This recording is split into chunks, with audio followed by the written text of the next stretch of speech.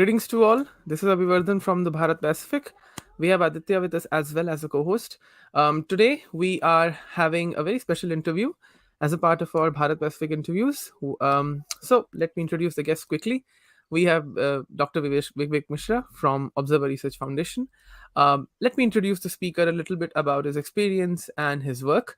Uh, I would not say that he's our guest because we have had him also in our previous discussions on the Indo-Pacific and the Quad and so forth. So Vivek is currently a fellow with ORF's Strategic Studies program. His research interests include America in the Indian Ocean, in the Indo-Pacific per se, um, particularly the role of US when it comes to the security equation in the South Asian region, Indo-US defense ties, and of course the Indian defense sector. So through these interviews, we would like to explore your background, and you we would like to also discuss about the current trends surrounding the defense sector, the Indo-Pacific developments, because I at least can vouch for myself that Indo-Pacific is one of the most interesting and emerging issues in IR, which actually fascinate me a lot. Even for lawyers and others, is in public policy, Indo-Pacific is an emerging area, and I think maybe, I don't know, it could replace APAC sometime. So, Vivek, welcome to Bharat Pacific, and it's a Thank you. pleasure to have you. Yeah, Pleasure is mine. Thank you so much. yeah. So, let's begin this discussion to keep things simple. Um, Explain your interest in the Indo-Pacific as a concept, and how do you find it relevant in these times? Why this shift from Asia Pacific to Indo-Pacific was seen after, the Obama era and so forth. We know that the Quad has had origins from 2007, and then what happened with Australia and things, of course, have changed. But why this shift, which even the MEA has done? Why this shift from Asia Pacific to Indo-Pacific has happened? See, the shift is critical for many reasons, and we've been seeing this. Obviously, the fallback speech of Shinzo Abe in 2007 remains the hallmark of this shift. But I think even before that, there was a growing consciousness within the communities of both the Pacific and the Indian Ocean that the Indian Ocean, by the virtue of the fact that it sort of has the centrality in strategic affairs of today, given the importance of the sea lines of communication and the security uh, overall, certainly led to the rise of thought processes of churning of ideas about the Indian Ocean per se. And I think Japan made this pitch very early on. Was also before this pitch by Shinzo Abe, Japan and the US also had a few back channel discussions on the rising importance of the Indian Ocean. But from a strategic point of view, you see that the Indian Ocean was seen as the next hallmark of the geopolitics since the start of the 21st century.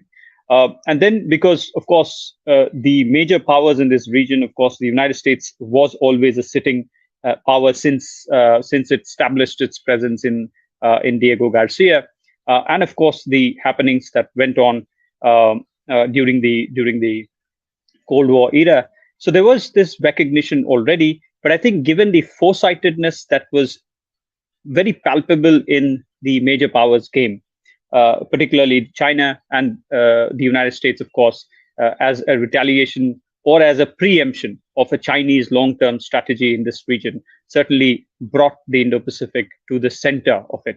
Now, I think, the other issue that really makes Indo-Pacific very important for the discourse and for the strategy is the fact that the United States, being the major player in this region, for a long time was centralized or centered or pivoted on the West Asian region. Throughout the Cold War, we have seen that the energy was one of the major concerns for the United States, and geopolitics, starting from the Truman Doctrine, played out from the heart of the Gulf. Now, over the years, that interest sort of weaned off. There are various factors to it. One is energy cutting of energy dependence, because the U.S. itself is now one of from a trade deficit to a trade surplus country in terms of energy. Right? It sits currently. It sits on a huge reserve of shale gas, of other forms of energy, Alaska, which is not yet tapped. So that shift in the energy dynamic certainly, or a greater recognition of the fact that Indo-Pacific is now the center. Now, there is also this whole fact that the United States, if you see the alliance system of the United States in the post World War II period, which is also called the hub and the spoke system. So the United States, after the end of the World War II, actually signed a host of agreement with Japan, with Australia, South Korea, Thailand, Philippines, and so on and so forth. Some of which led to military hosting by these countries, which continues to in many cases, even now. South Korea, Australia, and other countries still host United States' army. That was because of the Chinese rise and the power and the rise of China actually led to this cracks, chinks in the armor of this hub and the spoke system. And because of this strategy, this also helped the United States to sort of get back and discuss the idea of the Pacific itself. So they eventually, I think, came to this conclusion that the hub and the spoke system of the Pacific theater needs to be strengthened, as it was just after the World War II, and the Chinese rise may perturb it, consequentially change it. To prevent that, of course, a re-centralization or a repivoting to the Pacific theater was needed. So all of these, I think, the energy dynamics, the calculus, the geopolitics calculus, all of this put together sort of led to a repivoting of, and then what you hear is pivot to Asia, which they could not maintain, and they could not sort of back it up with substantive actions, which then led to the rebalance theory. The rebalance, of course, fizzled out because it was seen as an, I wouldn't say fizzled out, but it certainly made certain attempts to make the Pacific theater a good strategic point for the United States. And then you have the Indo-Pacific strategy. So there is a gradation of strategies and changing and an evolutionary strategy of the Indo-Pacific insofar as the United States is concerned. So you see these three transitions eventually leading to Indo-Pacific. Also, at most recently in the past 10 years or 15 years, I think the recognition of the fact that this Indian Ocean is going to be the new theater of operation and the new game, where it is where major powers are going to compete against each other, and not just strategic competition, but I think that the security of the sea lines of communication, the security of sea lines of communication, issues like piracy, issues like drug trafficking, from human trafficking, and so on and so forth. So non-traditional and traditional security concerns sort of merge in the Indian Ocean, where in contrast in the world in the post Second World War period, you only saw Pacific theater as a domineering strategic concern. So Indo-Pacific, I think, brings to the table a shift from that domineering geopolitics of the Second World War, post Second World War period, to an area where traditional and non-traditional security concerns sort of merge, and it concerns everybody in the region. That's why you see the Indo-Pacific community growing from a very small community to now over, I think, 60 countries in all aspects. And I think one important point that I want to touch on before I end this part is the fact that the continental aspects of Indo-Pacific is really critical. Often we miss, when we talk about the Indo-Pacific, we are sort of caught in the maritime dimensions of it, which obviously, because of obvious reasons, it takes a large chunk of the Indo-Pacific discourse. But certainly the continental aspects of the Indo-Pacific for countries, especially countries like Pakistan, especially countries like Afghanistan, the whole eastern coast of Africa, I think those are really critical domains emerging in the discourse of the Indo-Pacific. And that's why I think this shift is very important for major powers, middle powers, and developing and small powers. So, Dr. Mishra, taking forward this point of discussion from the Indian perspective, now in the last 3 decades, especially since India's liberalization, we have seen Indian and US partnership trajectory like exponentially growing. In fact, we have some of the old-time strategic scholars would not have imagined the kind of progress we have made in the bilateral relationships. But uh, do you see leaving apart few treaty ally based tangible results like free trade agreement or like a defense treaty ally, those kind of major tangible achievements, the bilateral relationship has achieved almost everything it can below that level, especially like human to human contact, business, the business exchanges, science and tech exchanges, all the things that can be achieved has been done. So the only two things left are like the defense treaty alliance and maybe FTA. And I don't think India is ready. India or US, maybe US will be ready for the defense treaty ally part, but India is not ready for that. And FTA, US is not ready to give its market since the Trump era. Like the discourse has changed in the US. So where do you think the relationship is going, and where does Indo-Pacific fit in? Given that even in the Indo-Pacific economic framework, India is still hesitant to put its bet on the trade aspect. Now we still don't know what is the trade aspect of the IPEF framework because it is not still clear. So where do you think this is going forward by keeping Indo-Pacific in like at its the center? Thank you, Aditya. I think that's an interesting question.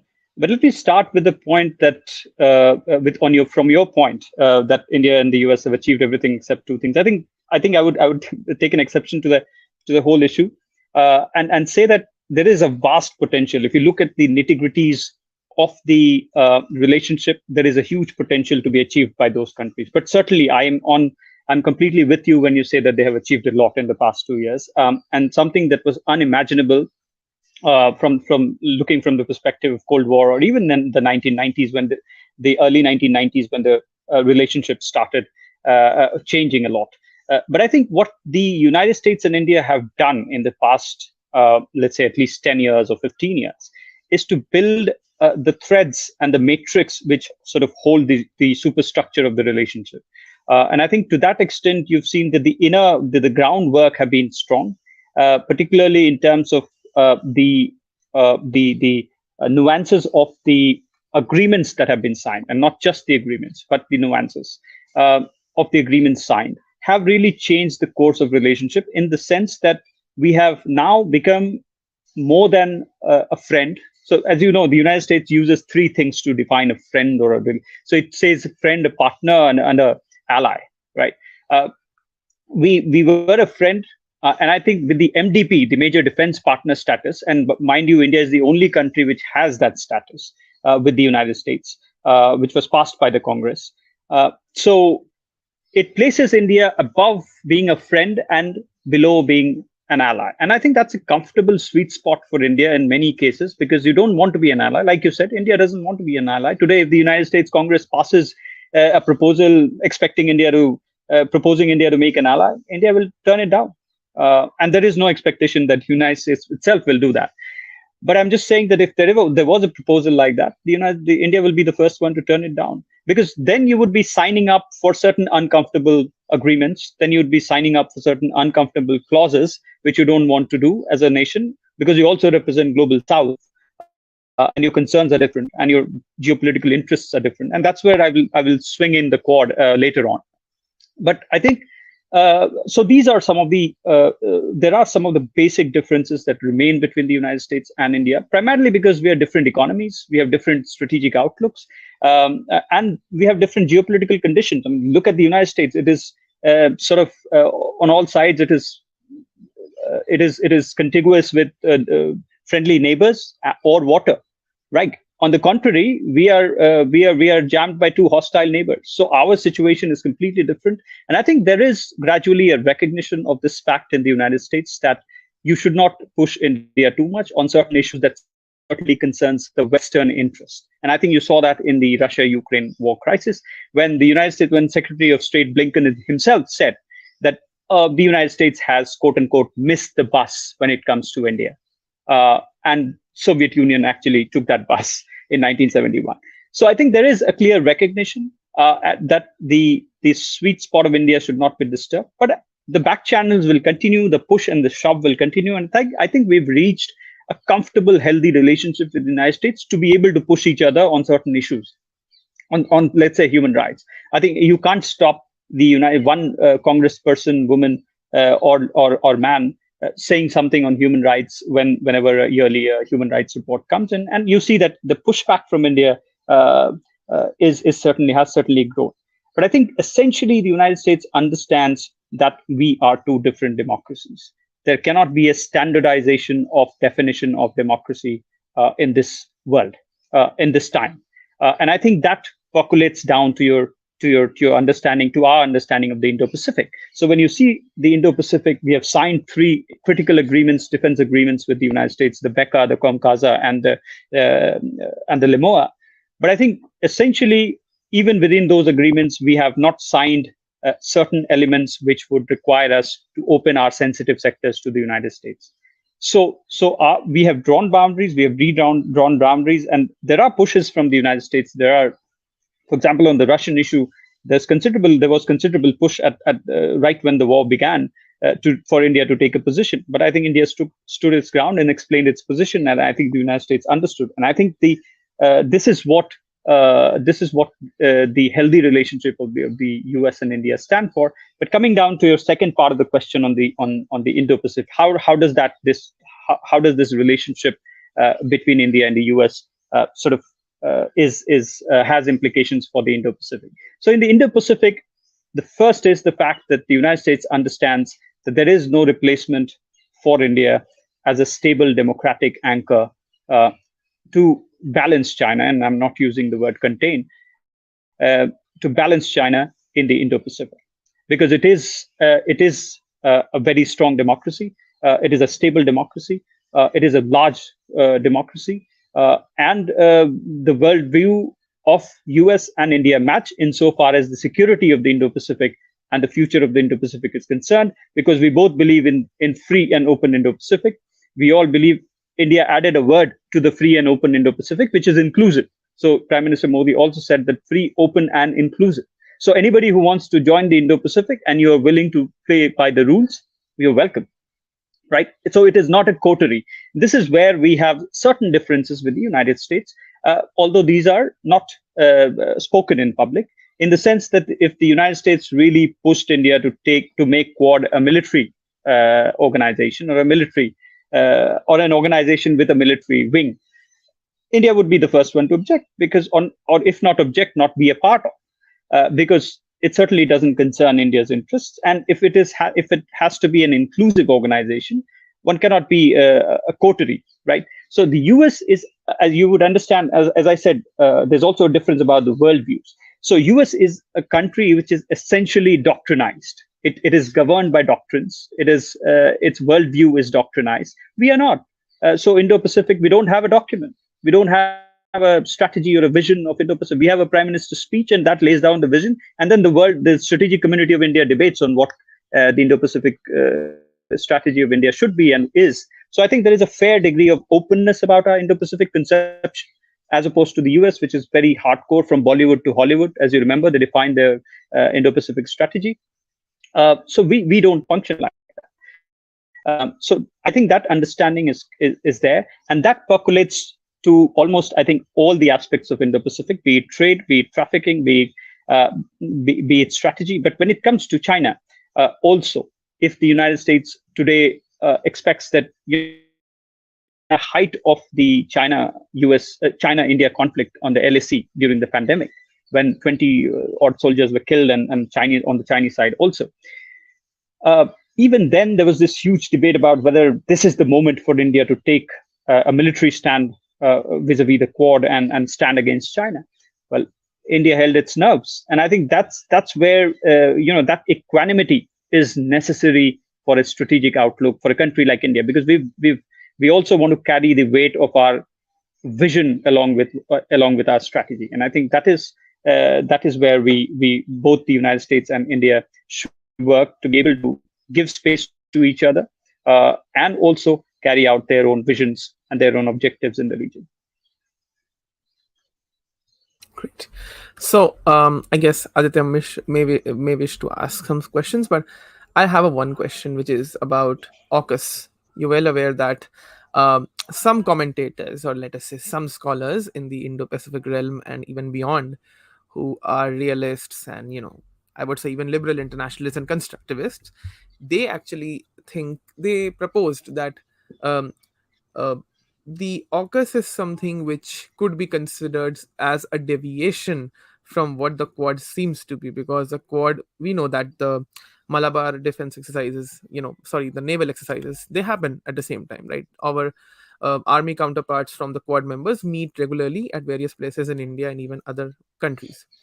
But generally, I don't think that AUKUS is something which is a deviation, but it's more like, I guess, the Biden administration, and you can tell me if I'm right on this, and this is a question to you, because had it been the Trump administration, I'm not sure if AUKUS would have been a case.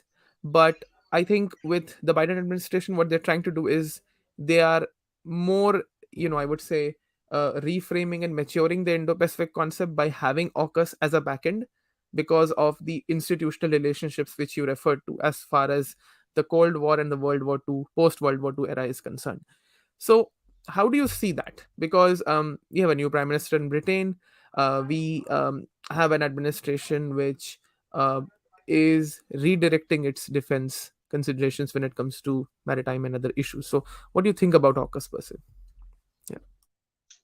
Thank you. That's an interesting question. AUKUS, nobody, as you said, if I'm right, nobody can be right on AUKUS because it's an evolving plan. But let me sort of explain or expand the argument of the fact that I think AUKUS, to my mind, is, as you said, uh, is sort of a mechanism now which is brought out by the Biden administration to certainly contain China in a more restrictive manner, and think like China. So two things. One, it's a long-term strategy. AUKUS will not be ready or will not be operational in time before 20 years from now, or at least 15 years from now. So it's a long-term strategy in which the United States has sort of paid back China by a long-term thought. Right. The second fact, I think, which is important vis-a-vis AUKUS, is I think the United States' need to consolidate its Pacific strategy. And I think it's central because they were seeing for a long time, if you look at the organizations and institutions of the Pacific itself, like ASEAN, right? China has a huge dominance over ASEAN. All of the ASEAN countries, except Vietnam, I guess, have trade deficit with China. And if you look at China's influence on the other countries of the Pacific, China, for example, the Solomon Islands and the episode that happened recently, for a long time in Solomon Islands, the Australians were the doers and the keepers. Suddenly, the dynamic has shifted, and China has entered into the scene and is now being projected as a major player in the Solomon Islands, and that really takes away a United States, because Australia is also a non-NATO ally of the United States. They are bound to be affected by the concerns of the Australians. So, because of the rise of China, which has perturbed the strategic stability of the Pacific theater, I think the AUKUS has been brought in to sort of stabilize and at least counter the Chinese strategic thought and strategic capabilities in the Indian Ocean. Because China is also, in terms of nuclear capabilities, it's going ballistic. It's probably it has increased its nuclear warheads in the last decade more than any other country.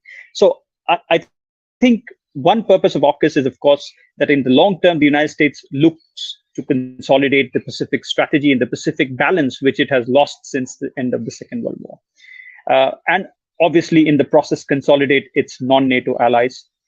Partnerships, which Trump in the preceding administration has sort of had ruptured by saying that various things, by pulling out of agreements, by threatening to pull out of agreements from Japan, from South Korea, and so on and so forth. So I think one purpose is that. The second purpose, I think, to my mind, the realists may be correct that the United States also understands its limitations as to how much it can push the Quad, especially partners of Quad, especially India, to be able to take a military action, even when it is needed in the dire. If it doesn't concern if something happens in the Pacific and Quad is asked to respond militarily, will India join? Well, the United States is not so sure. We are not so sure. Because unless it concerns our interests, we don't have the capability or the strategy or the thinking like the United States to be able to respond in Black Sea if something happens. We don't.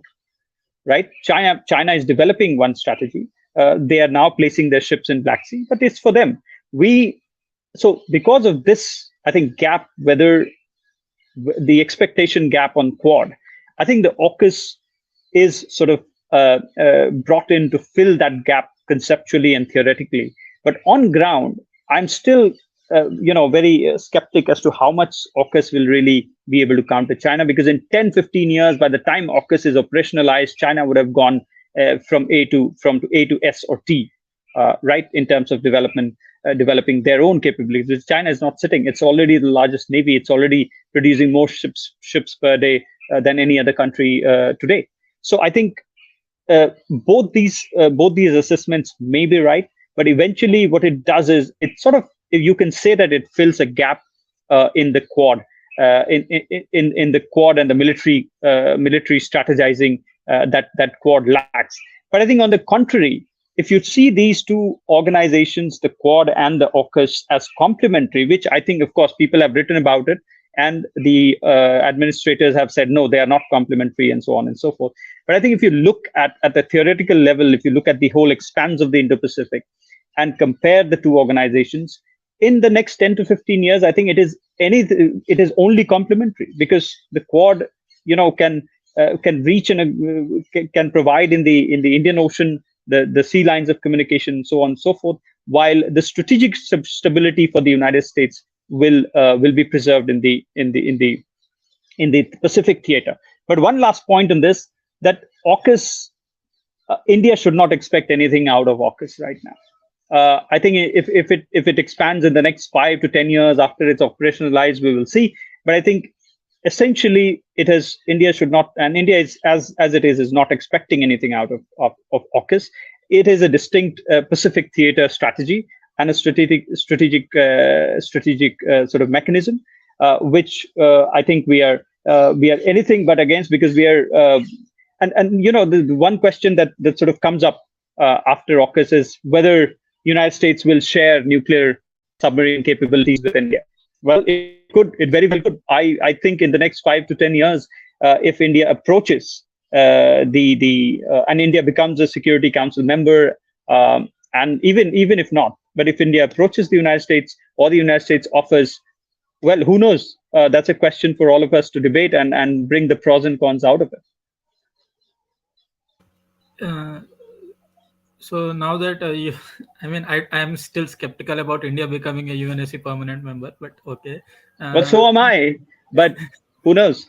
There is nothing wrong in wishing that. But moving on from the Indo-Pacific aspect and where India fits on, let's talk a bit about India's G20 leadership that has just begun. And I'm sure we will be discussing more and more about this. So I have a couple of questions regarding this. So in addition to G20, I think we are also hosting SCO summit next year, and by the end of next calendar year or 2024, we will be like a $4 trillion economy. So do you think the next G20 summit will be an inflection point in how India positions itself in the global power politics? Will we be discussing in the future, before G20 summit and after G20 summit? Because I have seen that I have read your article about in the national interest, where you have said that India is positioning itself from the more in terms of capacity building of the global south. It is championing the climate politics of the global south. It is trying to emphasize on digital public goods and so on and so forth, like science, tech, etc., etc. But what does G20 means for India's ambitions in terms of global power politics?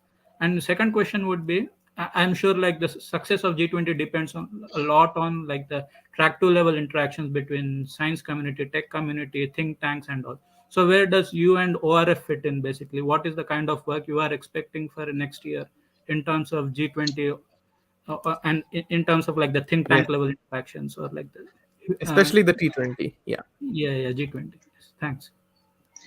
Thank you. That's two interesting questions. Now, starting with the first question on India's role, I think let me put the whole G20 thing in perspective at an institutional level. I mean, at an institutional level, G20 is basically, in layperson's term, a group of 20 most powerful countries of the world. And if you get to host them on your soil, I think it's a privilege. And I think because now India, and it is also coming at an, like I said, like you said, at an inflection point, because the economy is now commensurate with larger economies of the world. In the next few years, we'll be overtaking Japan too. But beyond the numbers, I think G20 has been a very important platform, and could be a very important platform for leadership for India. And I think the preparations itself that India has been doing, I think, for the past 1.5 years already, speaks for itself. So there is a G20 Secretariat that was established in the Indian Council of World Affairs about a year and a half back. So the preparations have been going on, not just from today or not just a month back, but a year and a half. So I think we are taking the challenge hands-on in terms of how to respond to these critical issues. In terms of the leadership, I think the way we organize leadership, the way we prepare, the way we have prepared, and the way we intend to deliver on G20 presidency will speak for India's leadership. I think it certainly will be reflective on India's leadership, because to that extent, if you look at the critical issues that G20 will be touching on, those are all issues that concerns not just India, but, as I said in the article, the concerns of the global South. Now, climate leadership, for instance, climate leadership, anti-terror, digital goods, and so on and so forth have been very close to India's concerns, to strategic concerns. But particularly, I think the question of climate leadership, I think India is now being more or less seen as the leading voice of the global South in terms of the COP27, the loss and damage the loss and damage thing, part of the COP27. I think India raised its voice at critical junctures through the COP27 leading up, and it has sort of transitioned into this leadership summit that will happen next year.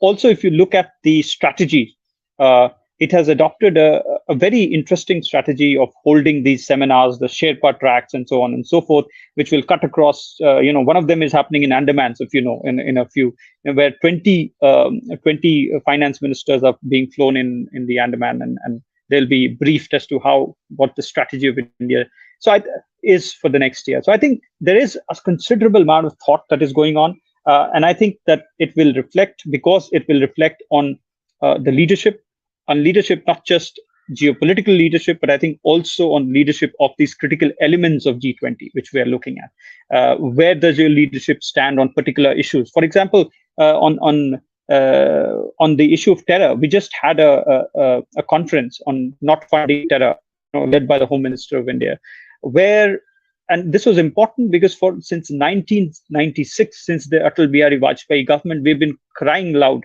in the United Nations Security Council to make the CCIT an international mechanism, the Comprehensive Convention on International Terrorism, but it's lying on the UN desk and nobody's touching it.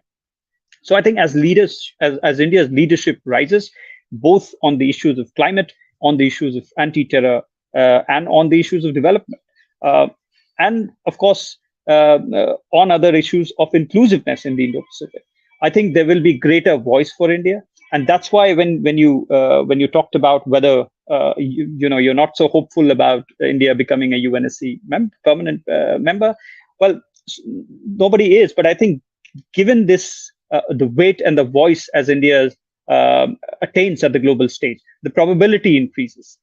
China, as you know, is the only member which is opposing this proposal. China gets less and less space to be able to oppose. On what grounds? The next question.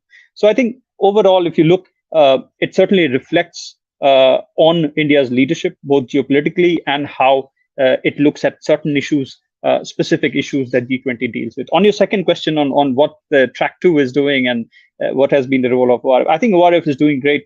Not because I'm not selling you ORF, but overall we have established a particular focus on G20. I think there is a certain degree and a certain number of publications and focusing on particular areas of G20 that we're going to bring out in the next year or so. But particularly, also more importantly, we're working very closely with all stakeholders of the country in terms of G20 on how this is going to span out. So there has been a well coordinated step on how, although we are minor contributors to this game, but I think so long as we can contribute as an organization to nation building and thought building, I think we should, and we are doing okay. That's great to see, and we really await how T20 proceeds in this.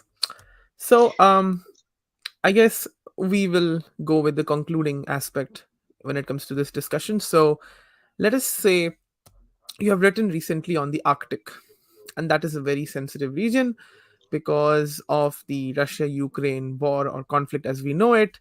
We are seeing that a set of countries who actually border the Arctic, especially in Scandinavia, Canada, Iceland, Denmark, and others, there is some sort of tussle going on when it comes to making Russia out of the Arctic Union. And one thing is that I'd like to ask you India's Arctic policies developments, because we had recently have passed a law in the parliament and we have tried to make advances because of various concerns, natural resources, and even security paradigms. So, how do you see that? Because, I mean, we could have asked you on the Ukraine situation, we could have asked you on Europe and others, but we thought to end this discussion, let's talk about something unique, which is the Arctic. So, yeah. Thank you. Interesting again, a perspective that I wasn't expecting, but certainly it sort of always gives me pleasure to talk about Arctic. It's a global common, right? So we all should be concerned about Arctic and what's happening in Arctic. Now, if you look at the geopolitics that is playing out in the Arctic, it's really concerning because with the division between the West and the Russia after February 24, the Arctic game has further upped.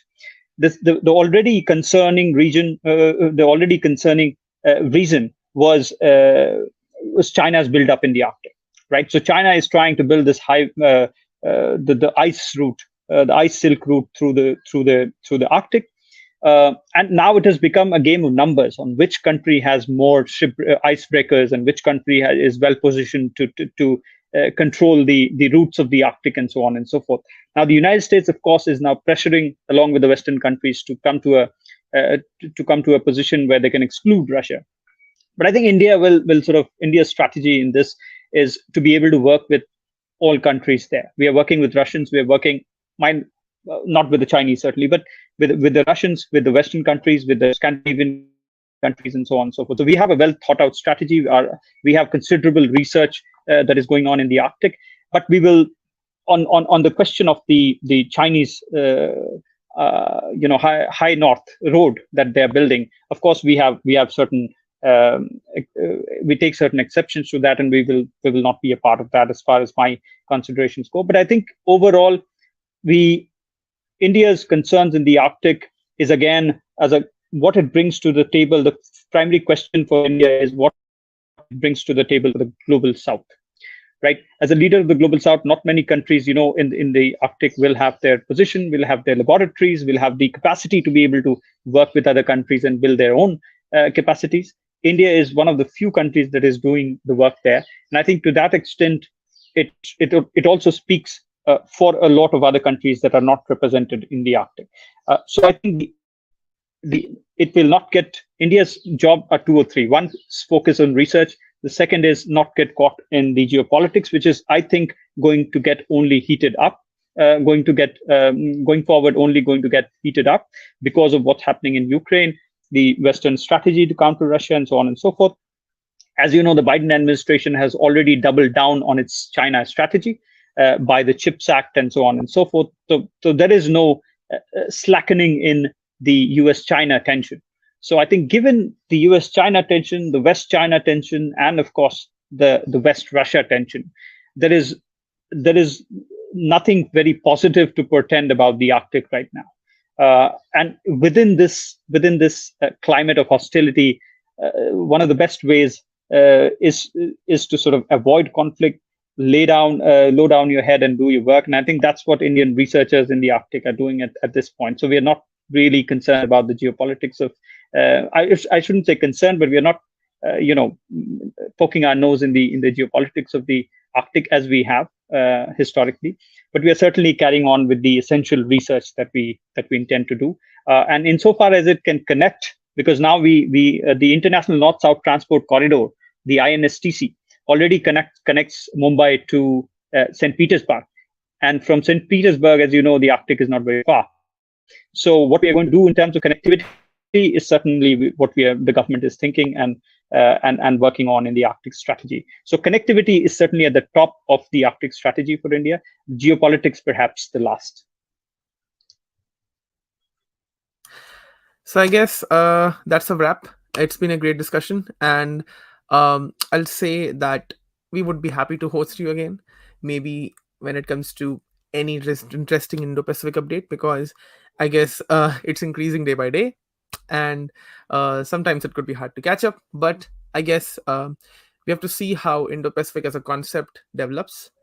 I at least can vouch for myself, as I said in the beginning, that I'm very much interested in, and I think you know viewers can really look up to when it comes to how this conception will develop. So it was a pleasure to host you, and we'll again be having you maybe in some time as you wish, and somehow we will discuss. I also thank Aditya for co-hosting this, and certainly it has been a pleasure. Thank you. Thank you. It has been such a pleasure, Aditya and Abhivardhan. I loved the range of questions from Indo-Pacific to the Arctic. And I think when you say I hope we can, I think we should, because the Indo-Pacific is an evolutionary concept, and something else will happen in the next 3 or 4 months where we all have to again put our heads and research the whole idea of the Indo-Pacific. So thank you so much for having me. And thank you for also giving me the opportunity to question Dr. Mishra. And I had more questions, but I guess it's the time constraints, especially on the tech decoupling, where the India fits in those aspects. Yeah. Like Perhaps next supply chain time. resilience initiatives and all. But yeah, I think maybe sometime next time. Yes.